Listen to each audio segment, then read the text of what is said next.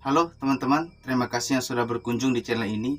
Kali ini kita akan membahas suatu tragedi kelam yang pernah terjadi di negeri kita tercinta ini. Dan mungkin masih terbesit di ingatan untuk Almuni tahun 98. Bagaimana kerusuhan Mei tahun 1998 yang diwarnai berbagai tindak kekerasan, hancuran, bahkan pemerkosaan. Bagaimana ceritanya?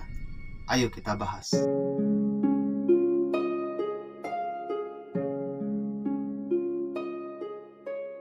Mei 1998 menjadi catatan kelam waktu itu. Dari aksi reformasi menuntut mundurnya Presiden Soeharto sampai pecahnya kerusuhan waktu itu, sampai sekarang masih meninggalkan jejak sejarah kelam yang menjadi bentuk pelanggaran hak-hak asasi manusia. Tanggal 13 sampai 15 tahun 1998, salah satu pelanggaran HAM yang terjadi waktu itu adalah berbagai teror dan kekerasan seksual yang menerpa etnis Tionghoa pada waktu itu. Berbagai tindakan kekerasan, penghancuran, bahkan dinamika sosial politik yang terjadi di saat itu sebelum terjadinya kerusuhan masih terngiang di memori Almuni tahun 98 seperti pada pemilu di tahun 1997.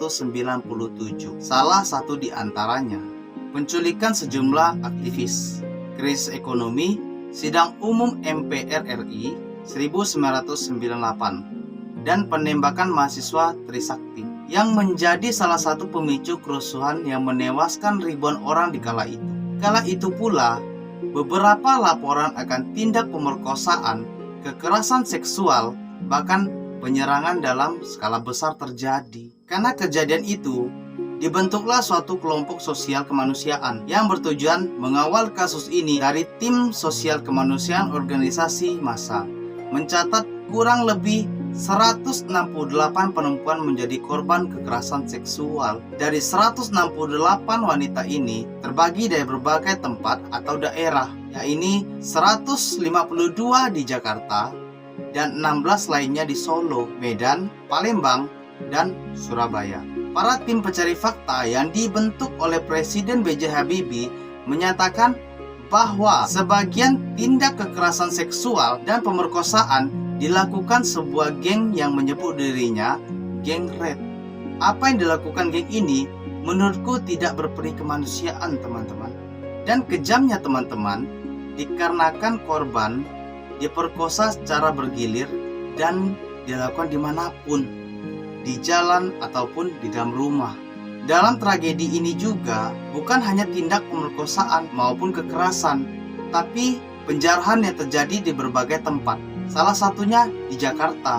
Hampir di seluruh titik terjadi aksi penjarahan, dan parahnya lagi, di setiap titik penjarahan ini selalu ditemukan korban pemerkosaan, juga tindak kekerasan seksual.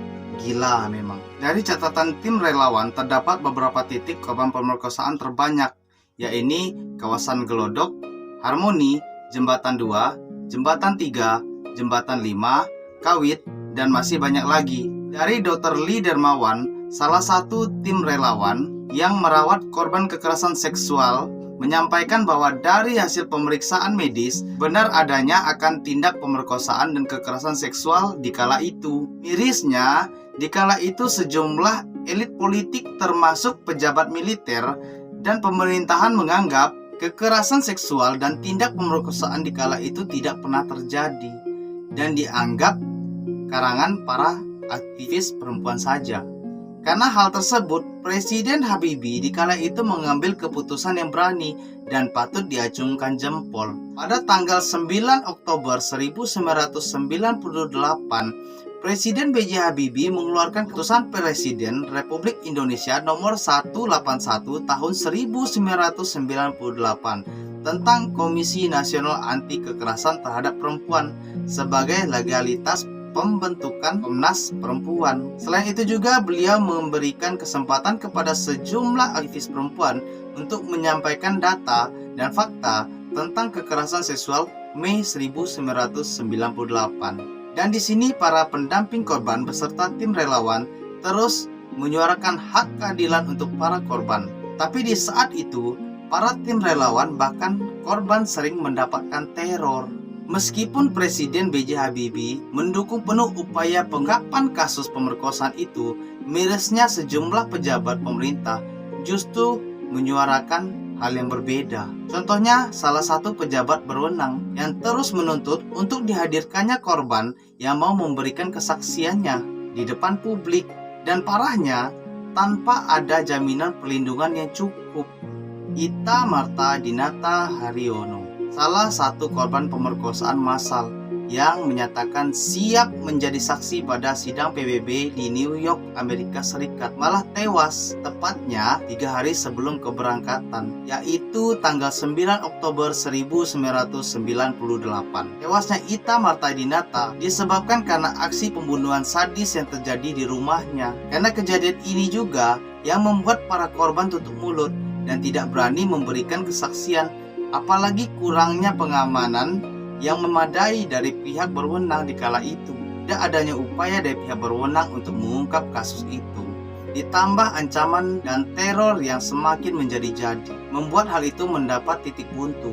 Apalagi ancaman juga terjadi pada posko-posko pengaduan tindak pemerkosaan dan penyerangan seksual yang didirikan para relawan. Tanggal 23 Oktober 1998, Gabungan Pencari Fakta beserta tim relawan merilis hasil temuan yang mengungkap fakta bahwa adanya unsur kesengajaan atas pecahnya tragedi Mei 1998. Ada 10 orang yang dianggap menjadi dalang di balik semua itu.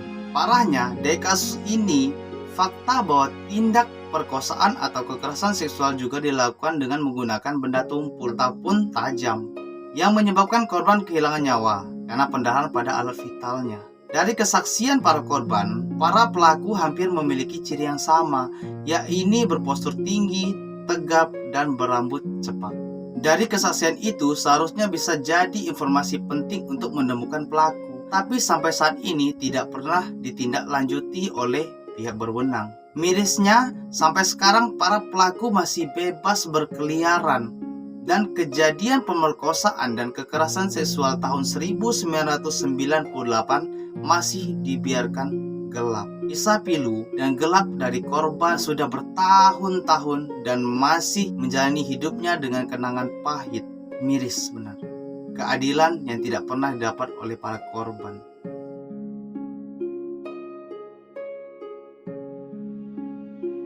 Baik teman-teman, itulah salah satu tragedi yang pernah terjadi di negeri kita tercinta ini. Harapan kita dan doa kita bersama supaya jangan sampai terulang kembali. Jangan sampai.